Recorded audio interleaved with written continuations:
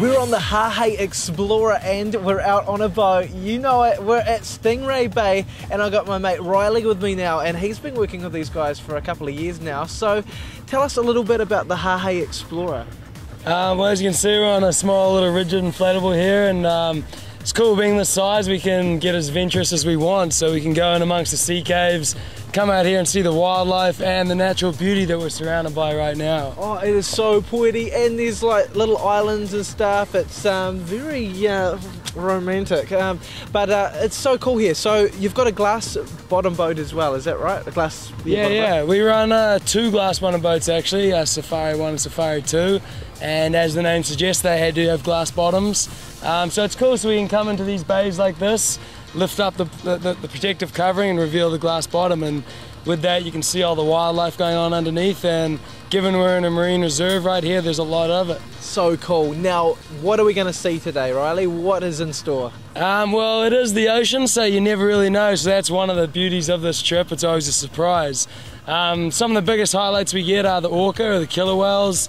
Awesome. Right now we're in Stingray Bay, so there's stingrays potentially, there's dolphins, there's many sea life as in seabirds, snapper, blue cod, so the whole shebang. You can get a whole lot around here. And I hear that just around the corner is Cathedral Cove, that's right? And were you involved with the Narnia film? Yeah, well the glass bottom boats and the Hahei Explorer actually work closely with the film crews for Narnia.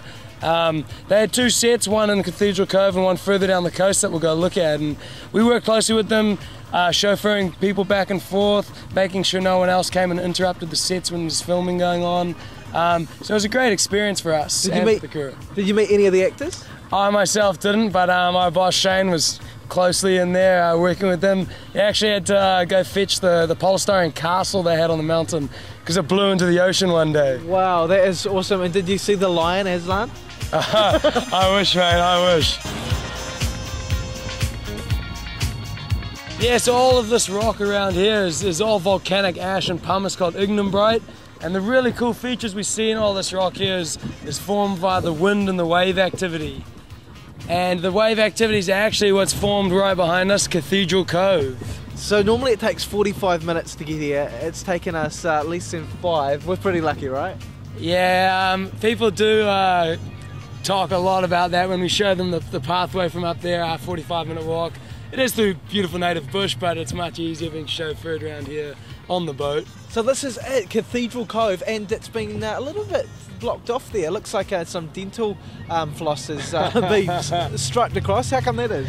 Yeah, well, we had a big tropical cyclone come through here last year, which actually caused a bit of erosion, and a few rocks fell from the ceiling. Ooh. So we've had geologists in the Department of Conservation here just getting it nice and safe before summer comes, because 1,000 people a day visit this beach in summertime, and we don't want anyone getting any headaches.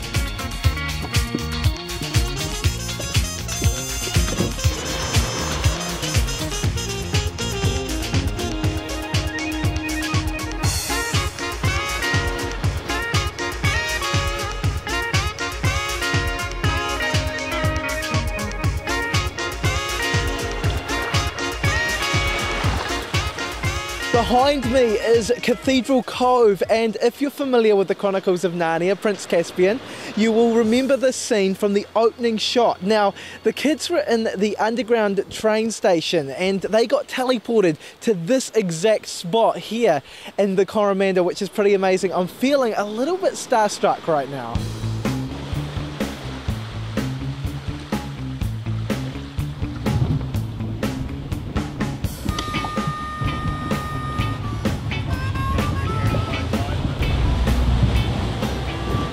So these are called pied cormorants, or commonly known as shags, but what is really cool about these birds is they have the strongest stomach acid of any sea bird.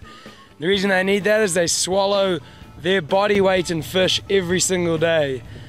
And sometimes we've seen them swallow fish nearly the same size as themselves, so pretty impressive birds. So this entire area was formed by volcanoes about 8 million years ago, and right now we're sitting on the exterior edge of one of the craters. So there's 3 major craters, and all these islands were made from lava flows and eruptions.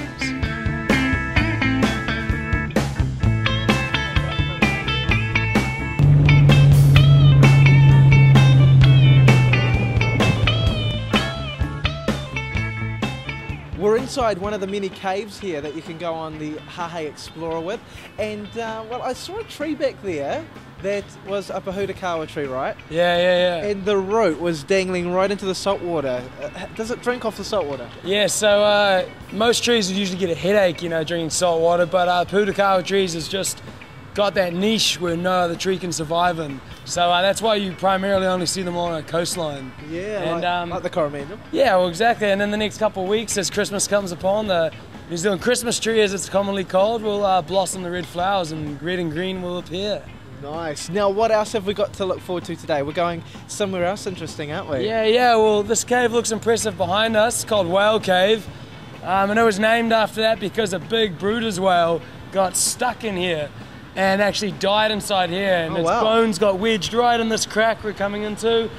And through the sea and wave action, and it got disintegrated, and locals came and, you know, took bones for their back gardens.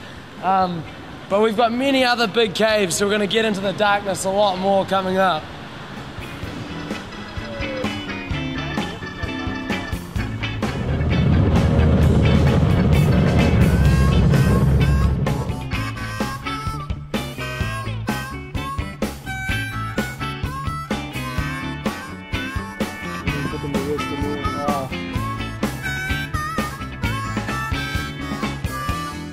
So just above us on the headland up here, under those pine trees up there, is actually where the Narnia set was set, the second set in the Prince of Caspian movie, where the big castle sat up there, which they built here for about 3 months with the Hahei Explorer and the glass bottom boat, helping people get to and from the side and bring gear in, and ultimately actually fetch the castle off the top there, which blew in to the water because it was made of polystyrene. And in 3 months of filming, they ended up with only about 30 seconds worth of footage. So there's Hollywood for you.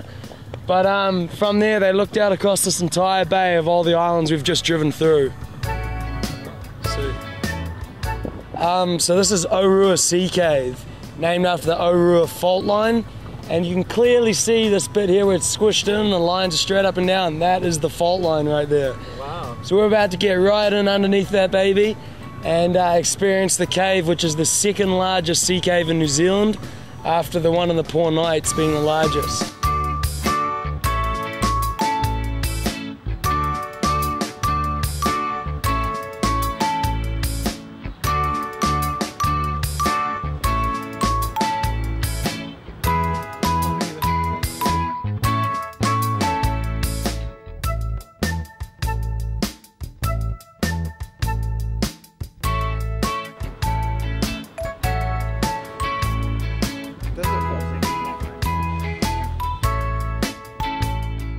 So Hahei was the original settling point for the Māori Polynesians back in 1350 AD.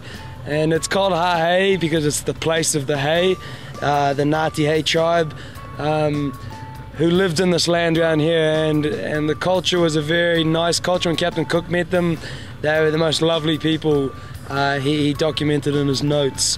And around this area, they rested their people in the caves here for burial sites, and used the islands to store food so no rats could get them, and cultivated the seafood around these areas.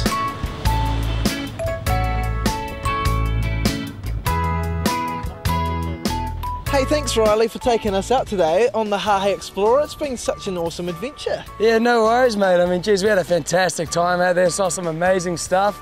If you guys really want to experience it, you've seen it on the TV, you got to get out of here and get on this. It's $40 for kids, $70 for the adults. So kids, get your parents out here and spot your Christmas present out on the Hahei Explorer. Definitely, you might see some dolphins or whales or anything in between. So yeah, I'm definitely coming back out here. Beauty.